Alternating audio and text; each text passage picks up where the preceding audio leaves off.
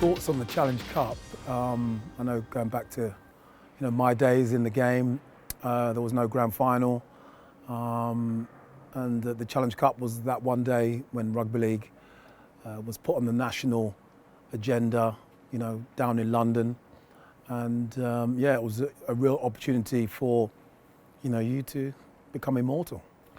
To me personally, it was just my opportunity to really put a flag in the ground for Rugby League and, to showcase, my talents as well, create legacy, an opportunity, as I say, to interact with, the British sporting public, as I say, to do something. Obviously, I was fortunate enough to be in that great Wigan team, playing with great players on the big stage, and, we made hay while the sun shone.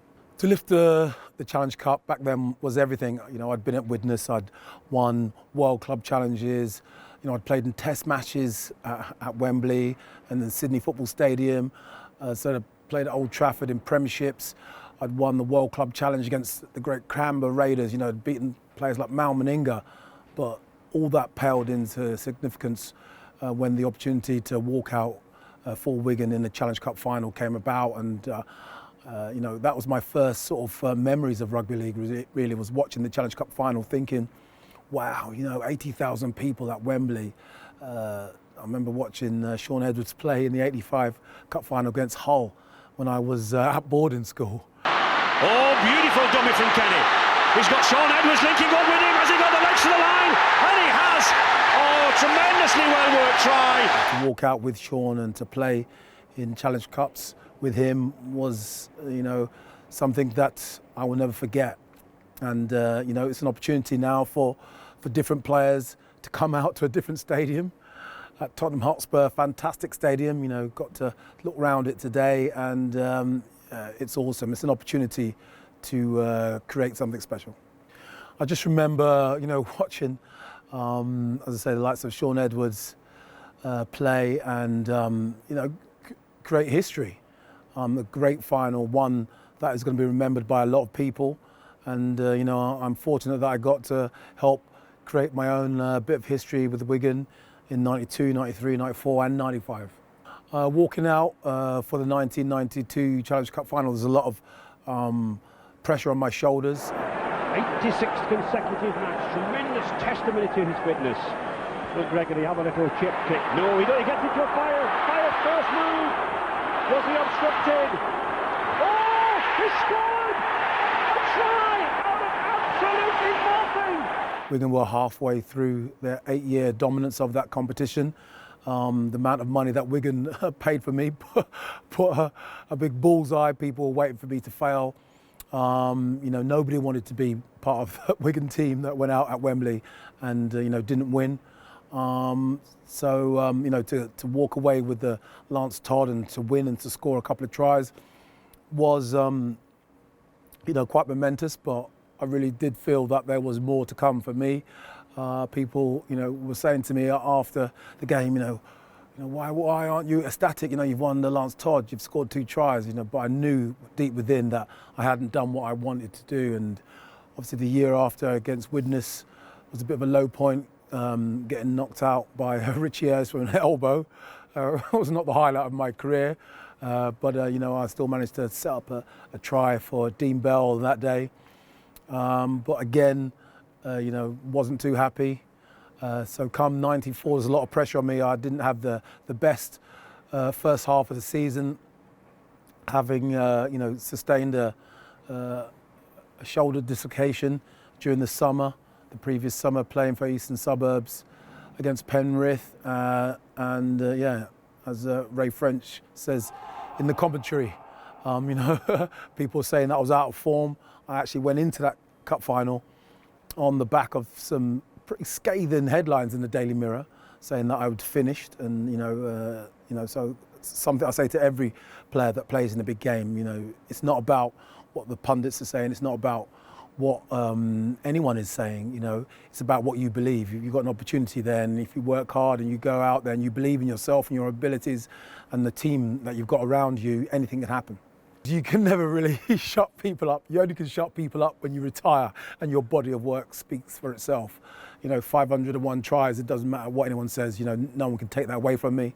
No one can take scoring that try away from me. But yeah, it's not really about shutting fans up after it. Even after it, you come back the next year and then, questions are still answered again. Here is a 17 years old Alex Murphy. Took a gamble with him. Much more mature player now. Gary Connolly. And Martin Offiah trying to make some space. Now then, Martin Offiah. He's got Alan Tate to beat on the outside. I'm sure he's going to go the full length. That is one sensational try. That must rank amongst the finest ever seen on this ground. Wigan were under pressure. Wigan almost had points against them. And this man, Martin Offiah, the world's most lethal try scorer, the whole length of the field, and they are in the lead. A month ago, people were saying he was out of form. Well, there's his answer. Wonderful effort. I suppose the backstory to the 94 try at Wembley all starts in 93, when I wasn't having a particularly great season, and I'd dislocated my shoulder the previous summer playing in Australia for Eastern Suburbs, and when I was going through that tough time, Shaun Edwards pulled me aside and said, "Martin, if it's not broken, don't fix it." Wigan just recently signed Vainga Tungamala. They had Jason Robinson on the scene as well, so obviously 3 into 2 didn't go. And as I say, Shaun got me back to what I was good at. He got me back sprinting on the athletics track, and just got me being consistent with the things that got me to to Wigan, to where I was, and that's what I went back to. I also, approached that day with a never say die attitude. I had nothing to lose. The papers in that morning said I was finished, and I was the best of a bad bunch of wingers. And so I really had something to prove that day, and I just went out and played, for my teammates. If you remember that try, then it was Gary Connolly, who I have to thank. If he didn't gather that little grubber that I think Gary Schofield put through, then I would never have scored that try. Frano gave me the pass, and as I say, that run I did was more reminiscent of something that Jason Robinson did. I was the kind of player that loved to score tries down the outside, but we were under a lot of pressure, as Ray French said in commentary after I scored the try. And that was my moment in the sunshine, and we went on to win that game, and obviously that try has gone down now in Rugby League folklore. Obviously the statue at Wembley pays homage to that win, to that time. And I've got my teammates who I played with that day, and the Wigan club who invested the astronomical fee to get me to Wigan. All that had to play out because back in '92, that season, the 91-92 season, I was in a dispute with Widnes. I sat out the first half of the season, and the Morris brought me in and had a fantastic 92, obviously scoring 10 tries against Leeds and winning the Challenge Cup in 92, but 94 was my year. When I talk about that try, it was using the force. I was using everything that I knew about Alan Tate, obviously played with him for Great Britain and for Widnes for many years.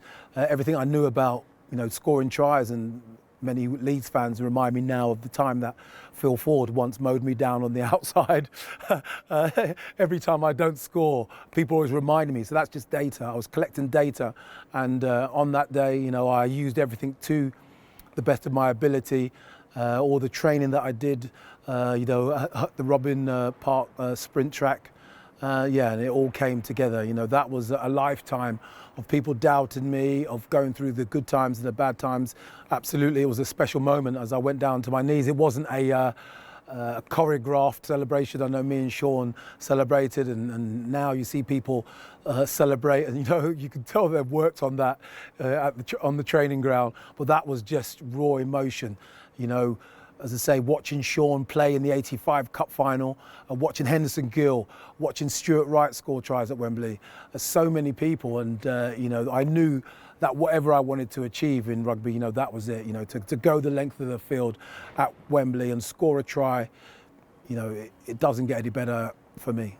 I just tried to keep calm. I was always of the opinion that I didn't want to do any interviews. You know, if you ever saw a reporter trying to come near you to interview me, because I always knew that was, tempting fate. Because I always knew that I never wanted to be interviewed before the game. That was pointless. I wanted to be interviewed after the game. I always knew that if you're a winger and someone wants to talk to you after the game, chances are you've done something right. I can't talk any highly than a player like Shaun Edwards.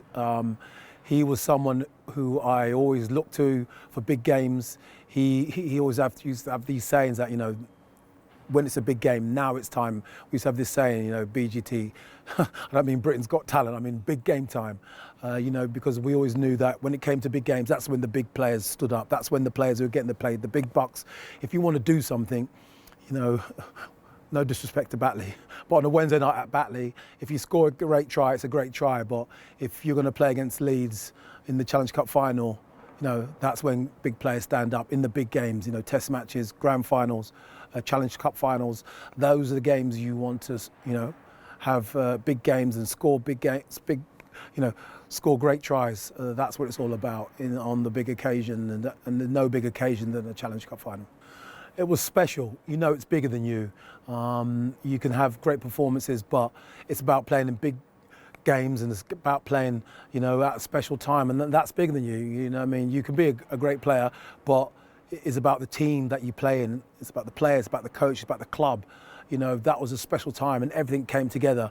And that's why I, went to my knees and prayed, because I was giving thanks, you know, giving gratitude for being on that pitch, on that day with that team. It's very special, being a try scorer, you know, you upset fans. It's only when, you retire, that Leeds fans now, you know, there's been so much water under the bridge, it's time to heal. And, you know, I'm now on the tunnel with my picture on the tunnel at Headingley. Never thought that would ever happen when I was playing at Wigan. But yeah, it was a special time, special occasion, and, you know, I'm thankful that I was able to achieve what I achieved. It's a fantastic stadium, very intense, 60 plus thousand people, not quite the 80,000 at Wembley, but, you know, if we can fill it, it's going to be an amazing atmosphere. You know, the fans are going to have an amazing time here, because the facilities are, you know, second to none. You know, the bars and the entertainment and everything that they have here is going to be awesome. And, you know, whichever teams get to play here are going to have an awesome time, and, you know, going to have the opportunity to create some special memories. I don't know, you know, obviously I always root for Wigan, but I'm biased. But who knows, you know,